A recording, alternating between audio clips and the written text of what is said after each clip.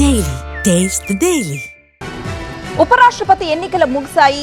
ఊహించిన విధంగానే ఎన్డీఏ అభ్యర్థి సిపి రాధాకృష్ణన్ గ్రాండ్ విక్టరీ కొట్టేశారు. కొన్ని పార్టీలు ఎన్నికకు దూరంగా ఉండగా ఎన్డీఏ బలం కంటే కూడా 25 ఓట్లు ఎక్కువ రావడం చర్చకు దారితీసింది. అటు గెలుపు తరువాత ఉపరాష్ట్రపతి పదవి, దేశ రాజకీయాలపై సిపి రాధాకృష్ణన్ ఇంట్రెస్టింగ్ కామెంట్స్ చేశారు. భారతదేశ ఉపరాష్ట్రపతి ఎన్నికల్లో ఎన్డీఏ అభ్యర్థి సిపి రాధాకృష్ణన్ భారీ మెజార్టీతో గెలుపొందారు. తన ప్రత్యర్థి ఇండీ కూటమి అభ్యర్థి సుదర్శన్ రెడ్డిపై 152 ఓట్ల మెజార్టీతో రాధాకృష్ణన్ విజయం సాధించారు. మొత్తం 767 ఓట్లు పోలవగా ఎన్డీఏ అభ్యర్థికి 452 మొదటి ప్రాధాన్యత ఓట్లొచ్చాయి. సుదర్శన్ రెడ్డికి 300 ఓట్లు పోలయ్యాయి. అయితే పోలైన ఓట్లలో 15 ఓట్లు చెల్లలేదని రాజ్యసభ సెక్రటరీ జనరల్ వెల్లడించింది. ఈ ఎన్నికకు బీఆర్ఎస్, బీజేడీ, అకాలీదళ్ పార్టీలు దూరంగా ఉన్నాయి. సిపి రాధాకృష్ణన్ గెలుస్తారని ఎన్డీఏ కూటమి ముందు నుంచే నమ్మకంతో ఉంది. లోక్సభ, రాజ్యసభతో కలిపి ఎన్డీఏకు 427 ఎంపీల బలం ఉంది. అనుకున్నట్లుగానే రాధాకృష్ణన్ సునాయాసంగా గెలుపొందారు.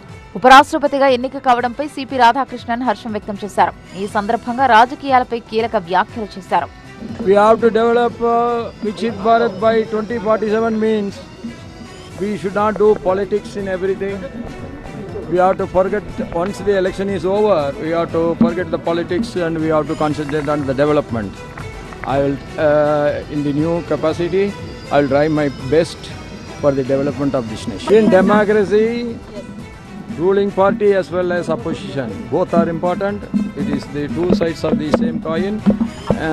The interest of the democracy will be taken into account. Every post is important, but every post has its own limitations. We have to understand that and we have to work within that framework. ఉపరాష్ట్రపతి ఎన్నికల్లో గెలిచిన రాధాకృష్ణన్కు ఇండీ కూటమి అభ్యర్థి సుదర్శన్ రెడ్డి అభినందనలు తెలిపారు. ఎన్నికల ఫలితాన్ని అంగీకరిస్తున్నట్టు తెలిపారు. ప్రధాని మోదీ, కేంద్ర మంత్రులు అమిత్ షా, రాజ్నాథ్ కూడా రాధాకృష్ణన్కు అభినందనలు తెలిపారు. సమాజ సేవకు రాధాకృష్ణన్ తన జీవితాన్ని అంకితం చేశారని ప్రశంసించారు. ఎన్డీఏ అభ్యర్థి విజయం సాధించడంతో బీజేపీ శ్రేణులు సంబరాలు చేసుకున్నాయి. మరోవైపు రాధాకృష్ణన్కు ఎన్డీఏ బలం కంటే 25 ఓట్లు ఎక్కువ రావడం చర్చకు దారితీసింది. అయితే ఇండీ కూటమి ఎంపీలు కూడా తమకు క్రాస్ ఓటింగ్ చేశారని బీజేపీ నేతలు చెబుతున్నారు.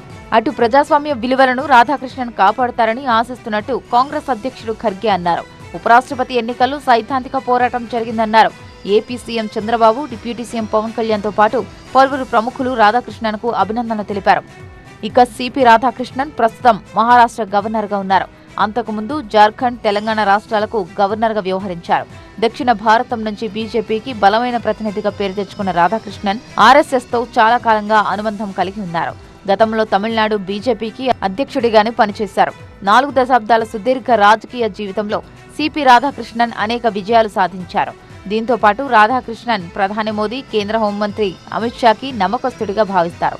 మొత్తంగా హఠాత్తుగా ఆరోగ్య కారణాలను సాకుగా చూపుతూ ఉపరాష్ట్రపతి పదవికి జగదీప్ ధన్ఖడ్ రాజీనామా చేయడం, మళ్లీ ఎన్నికలు నిర్వహించడం చకచకా జరిగిపోయాయి.